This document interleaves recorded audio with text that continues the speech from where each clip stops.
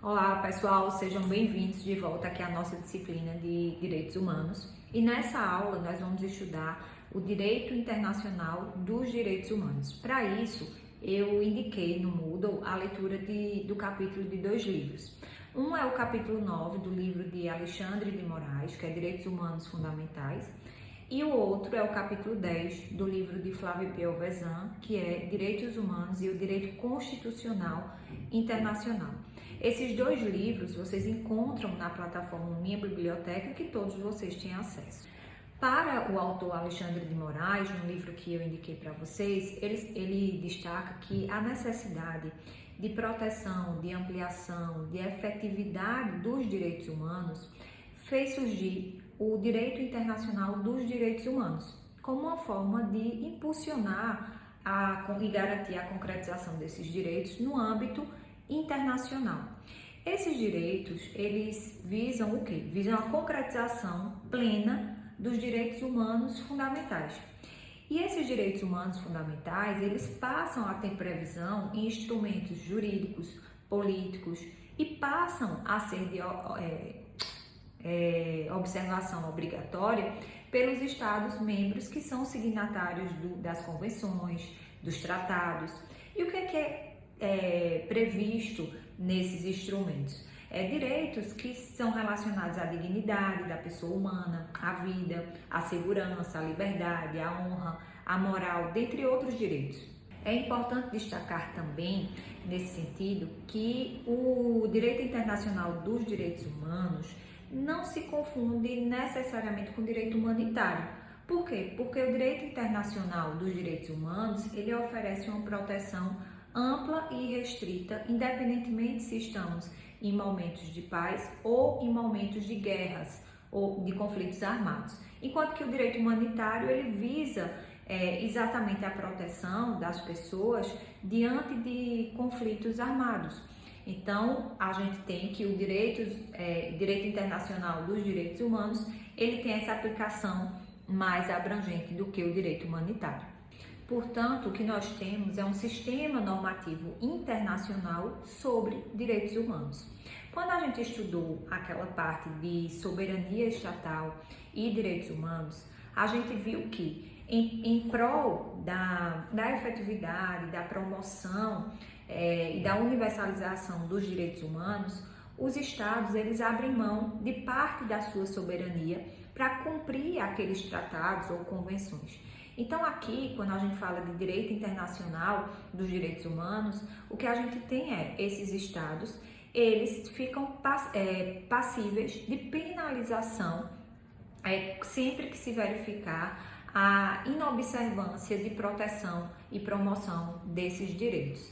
Então surge exatamente essa possibilidade de penalização, ou seja, deixa de ser, a partir do momento em que aqueles estados, eles aderem, eles são signatários das convenções e dos tratados, eles, além de tornar aquelas normas sobre esses direitos como obrigatórias, eles também se submetem a penalizações por parte de alguns órgãos que a gente vai estudar mais adiante. Em um artigo do CNJ, ele faz uma observação bastante importante.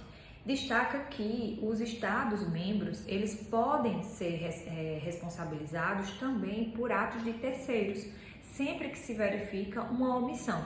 Veja só um trecho aqui desse artigo. O direito internacional dos direitos humanos, algumas vezes, também tem importante efeito para terceiros, uma vez que os Estados podem ser responsáveis por não ter tomado medidas razoáveis para impedir os indivíduos ou grupos privados de praticar atos que violam os direitos humanos, ou para oferecer proteção adequada contra tais violações de acordo com a lei nacional. Portanto, essa responsabilização dos Estados-membros, ela pode ocorrer não apenas por um ato praticado por esse Estado, por representantes desse Estado, mas também pela omissão desse Estado diante de outras pessoas, diante de terceiros, para promover a proteção efetiva dos direitos humanos. percebam que a gente tem uma espécie de monitoramento internacional, em que esses Estados-membros eles vão ser responsabilizados sempre que eles forem falhos, que eles forem omissos diante da sua obrigação de promover a proteção desses direitos que nós estamos abordando. No Brasil, por exemplo, a nossa Constituição de 88, por força do artigo 5º, parágrafos 1º, 2º e 3º, ela atribui aos direitos humanos internacionais hierarquia de norma constitucional. A autora Flávia Piovesan faz uma observação muito importante sobre a dialética que existe entre esse processo de internacionalização dos direitos humanos e o processo de democratização do Brasil, como um favorecendo o outro. Né? No livro e no capítulo 10 que eu destaquei para que vocês façam a leitura, ela ressalta que, nesse sentido, constatou-se a dinâmica e a dialética da relação entre democracia e direitos humanos, tendo em vista que, se o processo de democratização permitiu a ratificação de relevantes tratados internacionais de direitos humanos, por sua vez, essa ratificação permitiu o fortalecimento do processo democrático do Brasil. Lembrando que, a partir do momento em que o Brasil ratifica essas regras de direito internacional sobre direitos humanos, elas passam a ter observância obrigatória. E o Brasil, a exemplo dos outros países, né, do Estado, como eu falei de forma geral, se submete também à penalização sempre que houver um descumprimento por omissão ou por ação do Estado brasileiro. Ainda fazendo uma análise mais específica do nosso país, é importante frisar que a proteção dos direitos humanos é um princípio que deve ser perseguido pela nossa ordem constitucional. Se a gente for fazer a leitura do artigo 5º da Constituição Federal, isso vai ficar muito evidente para a gente.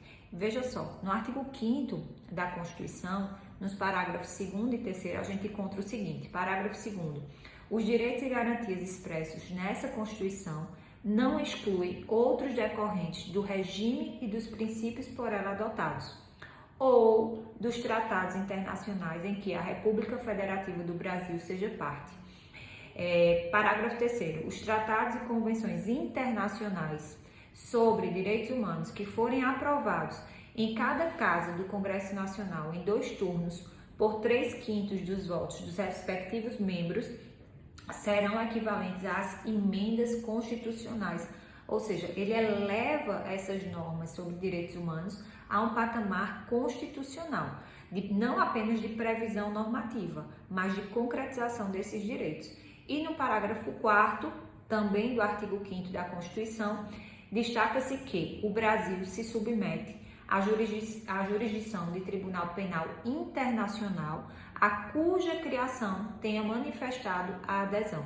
Aqui é um exemplo explícito dessa possibilidade do Brasil ser penalizado, né, fazer parte desse sistema de monitoramento internacional que eu havia falado para vocês anteriormente. Portanto, pessoal, para que a gente possa concluir essa temática, que vai se desdobrar em outras aulas ainda, quando a gente for estudar o sistema de proteção desses direitos, o sistema internacional, regional, global, é importante a gente destacar que é através do direito internacional dos direitos humanos que a gente pode pensar de fato, em uma efetividade dos direitos humanos. Por quê? Porque a partir do momento em que os Estados-membros eles passam a ser signatários dos tratados e convenções que tratam desses direitos, eles se submetem a esse sistema de monitoração internacional que nós falamos aqui, que também Flávia Piovesan cita no livro dela, dando a certeza de que aqueles direitos, de fato, eles serão observados pelos estados, sob pena de uma penalização, já que esses estados, eles abrem margem para uma atuação internacional no sentido de penalizá-los em casos de omissão ou de ação contra os direitos humanos.